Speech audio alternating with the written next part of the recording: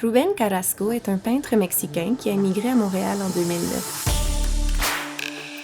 Il vient de réaliser 2 murales dans l'arrondissement Ville-Marie à Montréal avec l'équipe de l'IPAF. L'un de ses principaux objectifs est de promouvoir le respect de l'environnement dans un contexte multiculturel.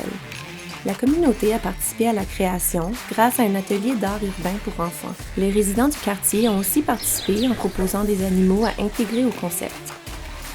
Carrasco a pu collaborer avec 2 artistes talentueux, Michael Pelus dans la réalisation de la première murale et Alvaro Melgoza pour la seconde. Carrasco leur est reconnaissant de leur participation et de leur soutien. Ces 2 murales fusionnent des éléments inspirés de différentes cultures autochtones et de leurs valeurs et croyances communes par rapport à l'univers et à l'origine de la vie. La peinture murale Le Black Ours est située au 2316 avenue Marchand. Il s'agit d'un personnage masqué avec des cornes d'orignal et orné d'accessoires traditionnels. Il porte un ourson dans ses bras, évoquant à la fois la force et la fragilité de la nature. Des voisins ont suggéré l'ajout d'oiseaux à la murale lors des interactions quotidiennes. Des codes QR ont encouragé la participation des citoyens. Les espèces animales représentées font partie de la faune des forêts canadiennes. Avant, elles occupaient ce lieu. Aujourd'hui, elles n'y sont que représentées visuellement.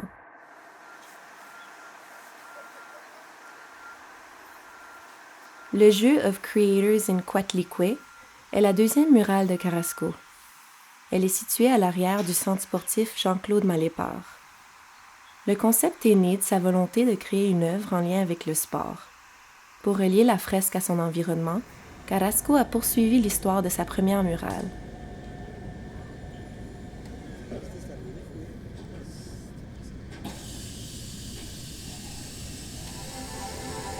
Cette fois, il a incorporé des éléments qui représentent la diversité culturelle des peuples autochtones d'Amérique.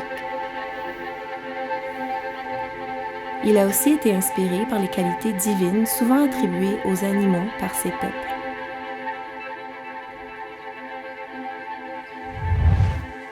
Le personnage central est un être hybride évoquant un joueur de lacrosse, sport pratiqué à des fins rituelles et politiques par les Premières Nations d'Amérique du Nord avant l'arrivée des Européens.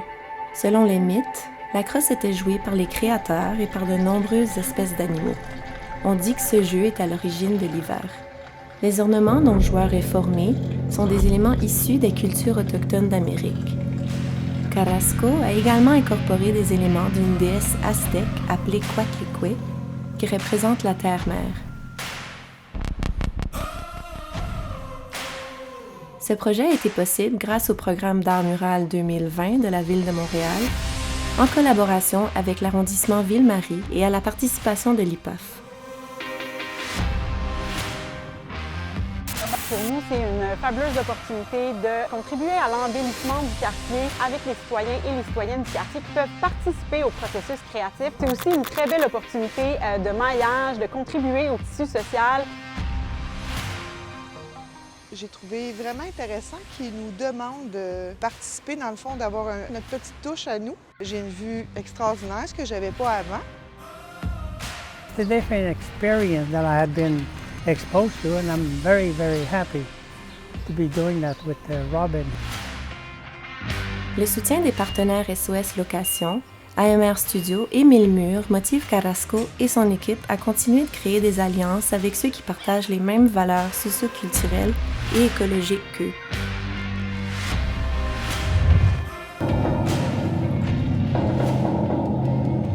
Lors de l'inauguration de la 2e murale, des effets sonores et une projection de vidéo mapping réalisée par l'artiste visuel Diane Champagna-Becker et par le créateur numérique Jules Boissière ont donné vie à l'œuvre de Carrasco.